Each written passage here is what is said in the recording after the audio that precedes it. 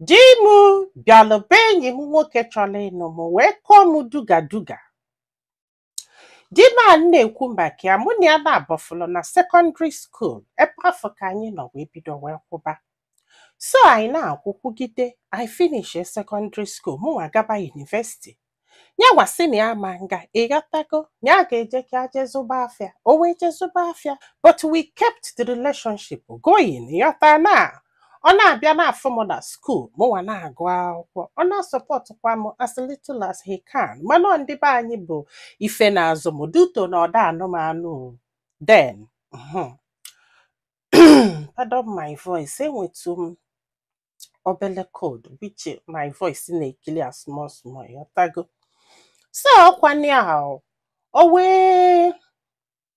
na-abịa na skuul na-afịa afa na-akwụ olu oke a gụsịala akwụkwọ ọ sị na ya ga-anụ ya ya wee kwalụ. Ọ sị m mana ka this guy nọsiziri ya ọkwụlụ ọtọ gbagwee filibe inferior, filibe na ya jele akwụkwọ na ya wee jere akwụkwọ, ya kwugheli ọnụ sị ọma maka nke ndị jele akwụkwọ, ya kwugheli ọnụ sị na ọ na-awa anya ndị jele akwụkwọ, ya kwugheli ọnụ sị ya na akwụkwọ ọnụnwa ọgụlụ kịta na ọbalị ya isi. Ọ sị m nne ka jesi pụta na ya nwetara ezigbo ọlụ na-alụ ọlụ na-eweta ego wee na-asọpọt a na-ekwenye atụrụ ime mụ ofu nwa nwoke ma anyị na-eje. Ọ sị m nne na ọkwa ka o nweta one friend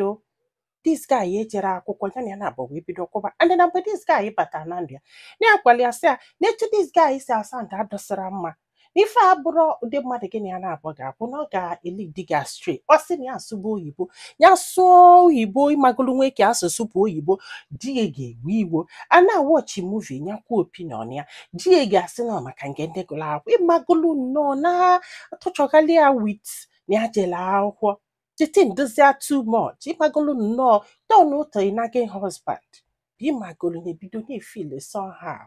Ụlọ ụgwọ ndị ha wee so okwu ti this man wee kụọ ya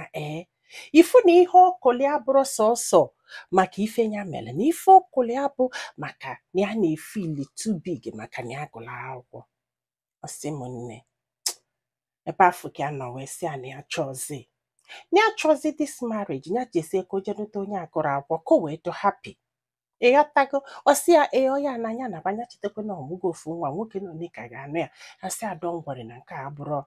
problem ya bịa ka ha jee divorce ọ na ya chọrọzi. Ọ sị m na-echekwa na egwuregwu ịmagonu ya bụgodo ụzọ ihe enye ụjọ ka ama ma ọ ga-akwụsị this man do out divorce ya te ha wee pụọ court wee luo amarọ m ma ndị mmadụ kpali according to the lady na ya mọrọ si obido kwezọba nwa ka o wee mesie ya ike ya wee sị no problem dulu nwa o wee kpọlụ nwa ya wee pụọ. Ozugbo nye nweta enyi nwoke ịghọtago ya chọtala ụlọ close to ebe ha bibu ka anya wee na-elu na nwa ya maka na ịmago na ọ bụrụ na ọ gị ka nwa enye onye nke ọzọ visitation ọ bụrụ na onye nke a ịmago so ya wee chọta ụlọ ebe afọ. Mana enyi nwoke ya na dịka anyị nwara na ọ bụrụ na fa bụ friends before mana fada abụọ na-ekene ịmago mmadụ na-abụọ bi na street fafọ ha sị ha ịmago ụdị ha anwa. Ọ sị ma ọkwana ya ihe a wee na-aga mana ka anyị na-enyi nwoke yibasịrị dịka anyị sị na ya ga-anụ ya wee sị anya bịa bie ka anyị na ya na-abụ bili ya akwụzi n'ụgwọ ụlọ ọntili ya eme gie na ọbara ụlọ. Ọ sị m nna ọkwana ya so ka ụgwọ na ya mere spai ya akwakpụzi ebe nwoke nke chọrọ ịnụ ya.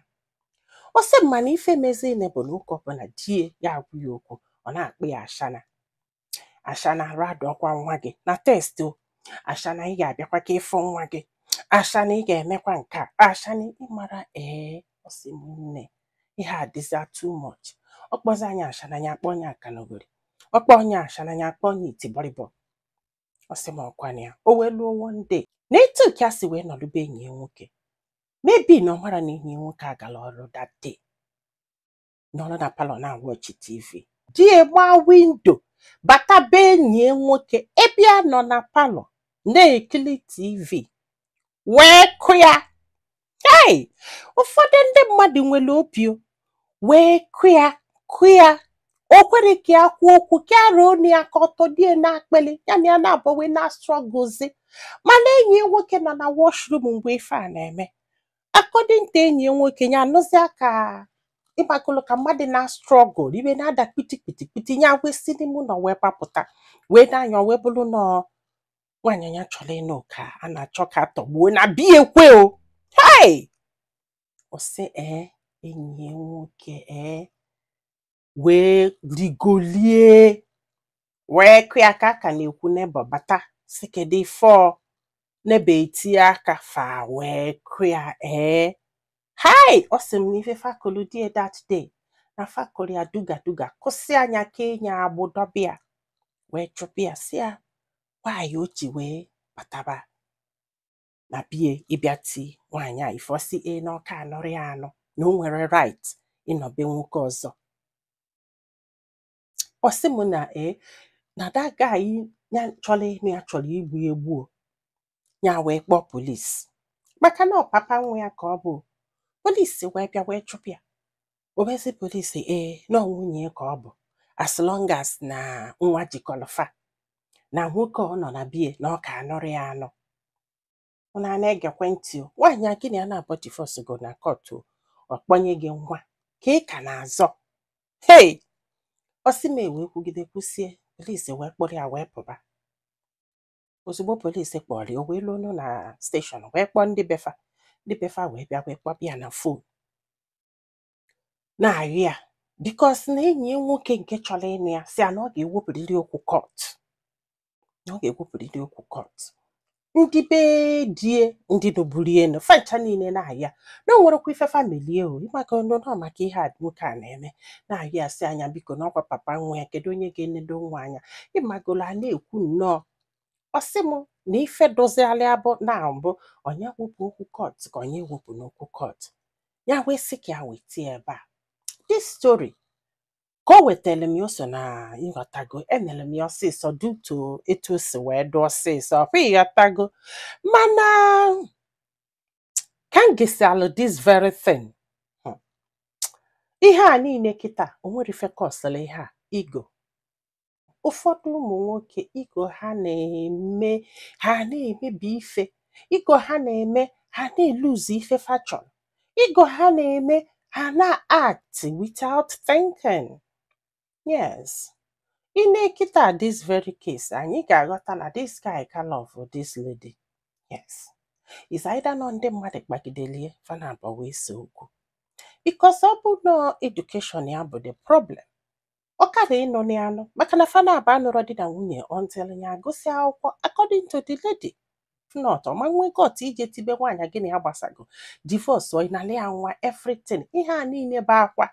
Osi m oge ọbụla na ọ na-edeli test ọfịa na-ezinye gefe osi akwụna mmagolo na-akpọgharị ya iyi ajọ enyi ajọ ka ajọ nkwụkwụ ịghọtago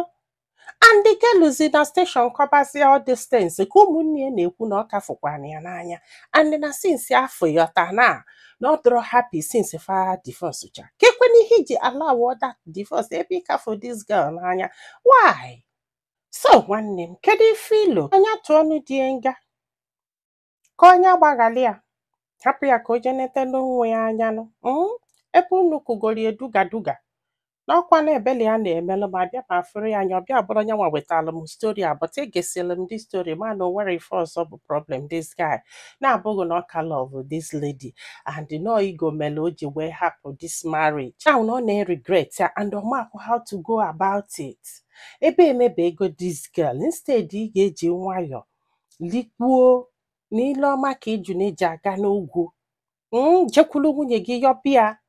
no ị chọọ just ka ije ebe mmadụ tọgbuo onye ka the man wee taa afụfụ rapụchakwa na na-ekwu ife ahụ ihe o medu very bad maka na ọ bụ na this guy a nọrọ n'ụlọ o nwere ike ịtọgbu this girl. Yes, ọ tọgbuzie enye ka o wee taa da enyi nwoke afụfụ akwa ịghọtago move on kwanụcha stay kwenụcha ike gwụrụ. Gwa anyị filo na comment section maka na ọ ga-enyere this lady aka iji ma ife ọ ga-eme ma nyekwazalụ m aka tụsa ozi a ka olu ndị ọzọ ntị ndị be anyị daalụnụ ka ọ dị n'ụbọchị ọzọ.